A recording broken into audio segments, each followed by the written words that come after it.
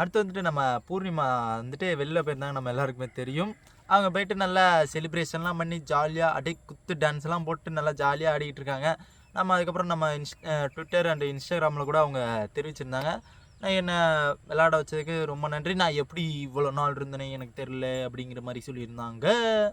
அப்புறம் பார்த்தா அவங்க இருந்ததுக்கு இந்த மாயா தான் காரணம்.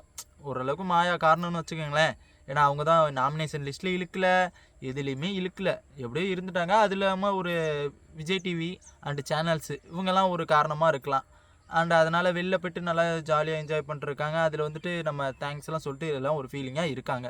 ஆனால் நம்ம இன்ஸ்டாகிராம் பேஜில் நம்ம தலைமை பிரதீப்பு ஆண்டோனி அப்படிங்கிற மாதிரி ஒரு தலைவன் ஒரு போஸ்ட் போட்டிருக்காப்புல, செம்ம போஸ்ட்டு. நம்ம பூர்ணிமா என்ன பண்ணாங்கன்னு தெரில, என்ன சொன்னாங்கன்னு தெரில, இல்லை அவங்க அம்மா எதுவும் சொல்லிச்சா என்னன்னு தெரில.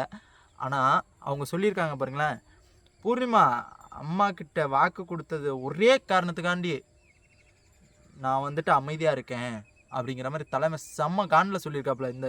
இந்த போஸ்ட்டை பார்த்தோன்னே செம்ம ஒரு என்னடா இது, தலைமை இவ்வளோ நாள் கழித்து வந்திருக்கானே. அப்பயே சொல்லியிருந்தானே தலைமை வந்துட்டு, நான் பிக் பாஸ் சாப்டர்லாம் நான் முடிச்சிட்டேன், அதை பற்றி இனிமேல் பேசாதீங்க அப்படிங்கிற மாதிரி நம்ம தலைமை சொல்லியிருப்பாப்புல. என்னடா மறுபடியும் இப்படியா அப்படிங்கிற மாதிரி எனக்கு ஒரு டவுட் ஆயிடுச்சு. கூலி வேலைக்கு மாரடிக்கிற கும்பல்லாம் பேசி வச்சுக்காதீங்க அப்படிங்கிற மாதிரி சொல்கிறாங்க. ஏன்னா நம்ம பிரதீப்பை பற்றி சொல்லியிருப்பாங்க போல இருக்கு நம்ம பூர்ணிமாவோட அம்மா. என்னன்னா, நீங்கள் வந்துட்டு கூலிக்கு மாரடிக்கிறீங்க, அதனால் நீங்கள் இப்படி பண்ணுறீங்க அப்படிங்கிற மாதிரி நம்ம பிரதீப்பை அவங்க அம்மா சொல்லியிருப்பாங்க போல இருக்கு. அதனால் மேபி எனக்கு தெரிஞ்சு அதுவாக தான் இருக்கணும், கன்ஃபார்மாக அதுவாக தான் இருக்கணும். அதனால் இவங்க வந்துட்டு சொல்லியிருப்பாங்க. அண்டு உங்கள் இஷ்டத்துக்கெலாம் நீங்கள் பேசாதீங்க அப்படிங்கிற மாதிரி என் வாயை கிளறாதீங்க, நான் பேசணுன்னா வேற மாதிரி இருக்கும். அவரை பற்றி தெரியும், எப்படி அந்த சண்டை மேட்டர்லேயே நம்மளுக்கு தெரியும். ஜோவிகாவுக்கும் நம்ம பிரதீப் ஆண்டனிக்கும் சண்டை வந்தப்போ நம்மளுக்கு தெரியும், செம்ம சண்டை வந்துச்சு, அப்போயே தெரியும். இப்போ என்ன நடக்க போகுதுன்னு தெரில. நம்ம பூர்ணிமா வர வெளில வந்துட்டாங்க, வந்ததுக்கப்புறம் எதுவும் மேபி வரலாம் சண்டை. ஆனால் அதுக்கப்புறம் I do not play chapter assistance game அப்படிங்கிற மாதிரி சொல்லியிருக்காப்புல.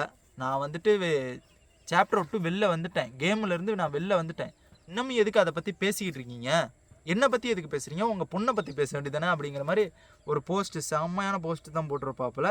இட்ஸ் நாட் மை விப், என்னோட இது அப்படிங்கிற மாதிரி இவங்க சொல்லியிருப்பாங்க. உங்கள் பொழப்பு, அப்புறம் ஒரு ஹேஷ்டேக் போட்டிருக்காப்புல, உங்கள் பொழப்பை நான் கெடுக்க மாட்டேன், பொழந்தாச்சு போங்க. இது சொல்லியிருப்பாங்க போல இருக்கு. நம்ம பூர்ணிமா அம்மாவா இல்லை பூர்ணிமா சொல்லியிருப்பாங்களான்னு தெரில. அதனால் மேபி இவங்க போஸ்ட் போட்டிருக்கலாம். கன்ஃபார்ம் இவங்க வந்துட்டு ஒரு எவிடன்ஸ் இல்லாமலாம் நம்ம தலைமை போட்டிருக்க மாட்டாப்புல, எவிடன்ஸோடு தான் போட்டிருப்பாப்புல.